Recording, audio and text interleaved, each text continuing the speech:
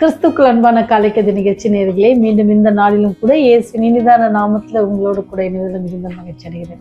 இந்த நாளிலும் தேவன் உங்களோடு கூட இருந்து நீங்கள் கைட்டு செய்கிற எல்லா காரியத்திலும் அவர் உங்களுக்கு கிருபையா இருந்து வழிநடத்த உங்களுக்கு வாழ்த்துதல் கூறுகிறேன்.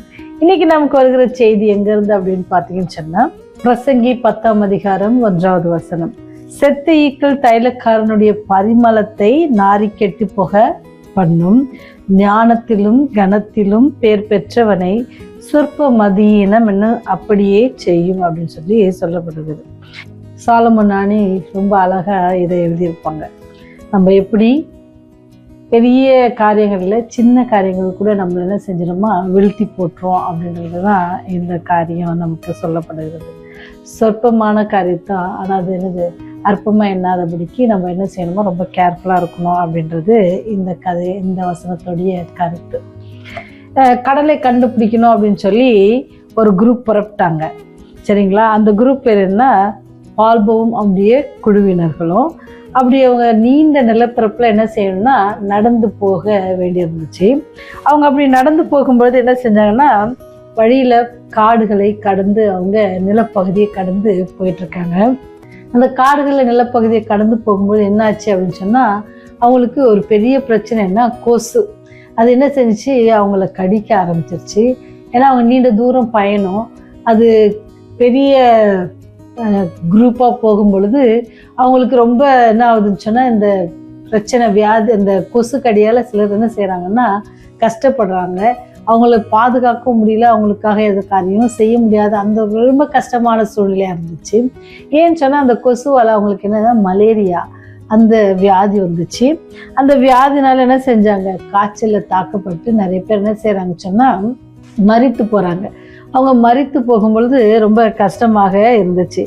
ஆனாலும் என்ன செய்கிறாருன்னு சொன்னால், கடந்து சென்று என்ன செய்கிறாரு, பால்வோ என்ன செய்கிறாருன்னா அந்த குழுவினர் அந்த இடத்த கடலை அவங்க கண்டுபிடிக்கிறாங்க.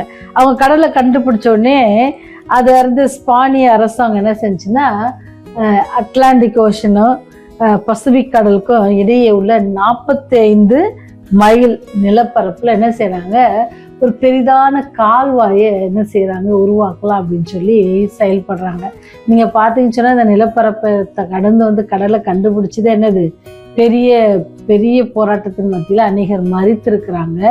இப்போ என்ன செஞ்சு அரசாங்கம் என்ன செய்யுச்சுன்னா, இதுக்கு கால்வாய் அமைக்கணும் அப்படின்னு சொல்லி திருப்பி என்ன செய்யுது அப்படின்னு சொன்னால், ஆட்களை அனுப்பி வேலையை தொடங்குறாங்க. அது நிமித்தம் என்ன செய்கிறாங்க, திருப்பி அந்த பணியில் இருக்கும்பொழுது அந்த கால்வாயை அந்த பணியில் இருக்கும்போது அநேகருக்கு என்ன இந்த கொசுவால் பிரச்சனை, அந்த கொசு கடியால் அநேகருக்கு மீண்டும் என்ன வருது, மலேரியா காய்ச்சல் வந்து அநேகர் மறித்து போகிறாங்க. அப்படி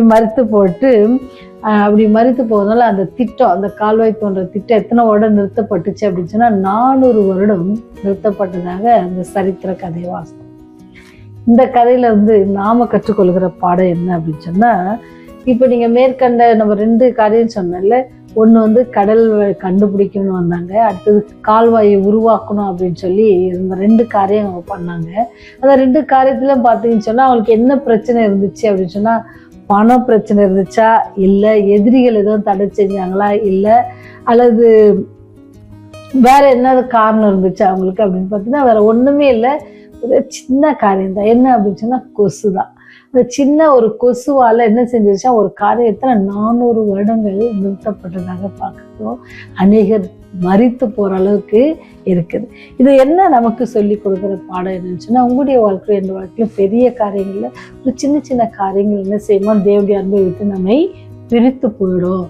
அது எப்படி இடைவெளி எத்தனை அப்படி ஒரு வருகிற இடைவெளி 400 வருடம் ஆச்சு திருப்பி அவங்க காரியங்களை தொடர்க்க.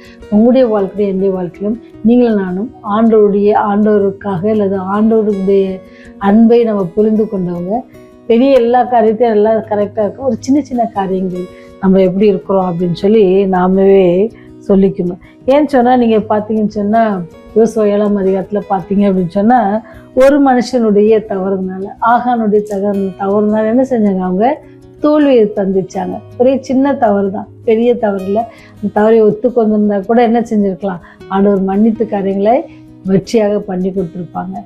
அதே போல் ஏவலம்மா செய்த ஒரு சின்ன ஒரு காரியம் கீழ்ப்படியாமைனால என்னது, உலகத்திற்கே என்னது சாபம்.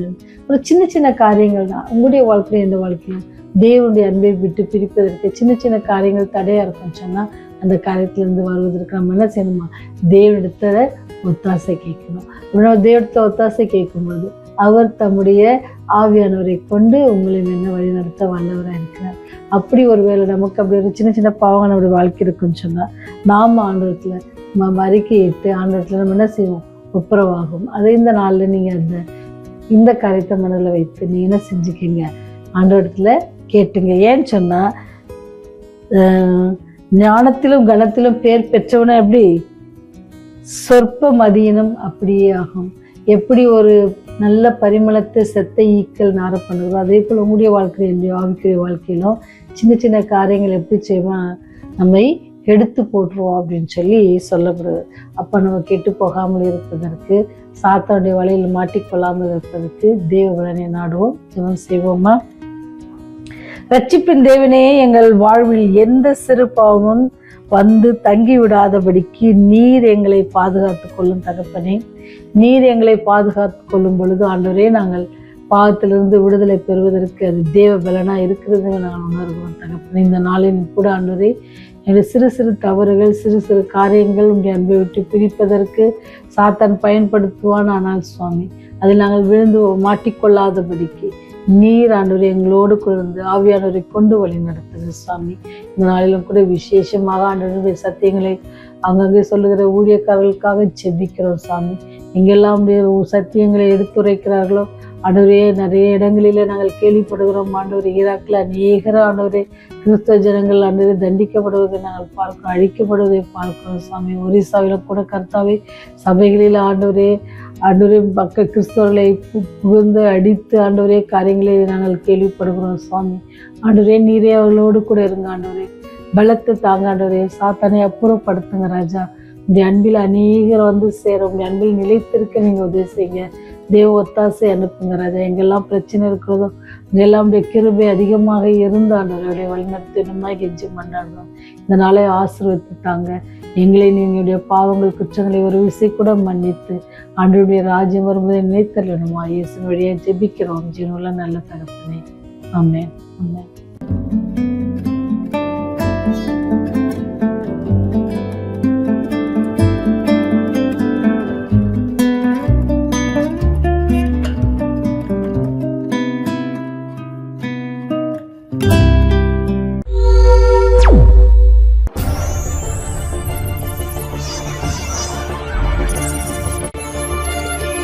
நீங்கள் பார்த்துக் கொண்டிருப்பது உங்கள் ரிவைவல் டிவி.